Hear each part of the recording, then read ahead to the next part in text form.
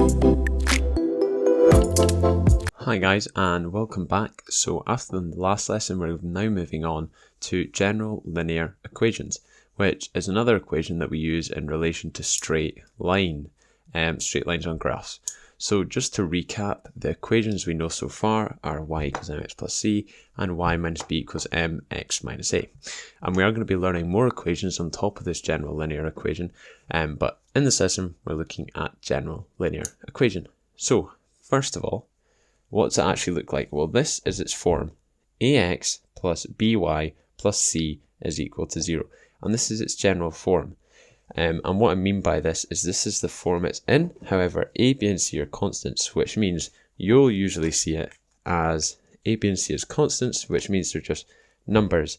So, for example, 3x plus 2y plus 5 is equal to 0 would be a general linear equation because a, b, and c are constants and it's in the correct form. So, and just to recap, unless we do something to it, c here is not yet the y-intercept as it is in y equals mx plus c. It's not that yet. Now, why do we actually need to know this on top of the two equations we already know? For two reasons. We could be either asked to find a straight line's gradient from it, in which case we rearrange into y equals mx plus c, and that's how we find the gradient from it. We just rearrange this equation into this form. And next, we could be asked to determine the x and y intercepts. And remember, to do this, it is just when y is equal to 0 and when x is equal to 0. Because if you imagine a graph here, a graph of a straight line, just something like this.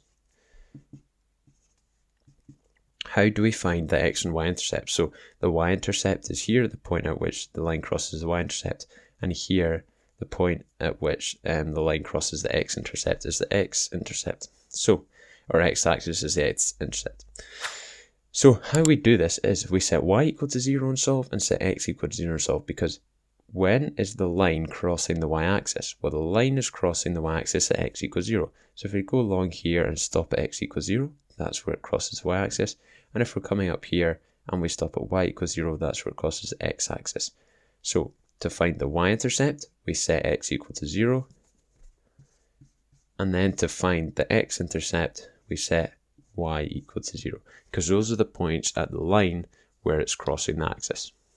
So, and remember to always give your answer in coordinate form. So now that we've seen this, let's go on to our two examples.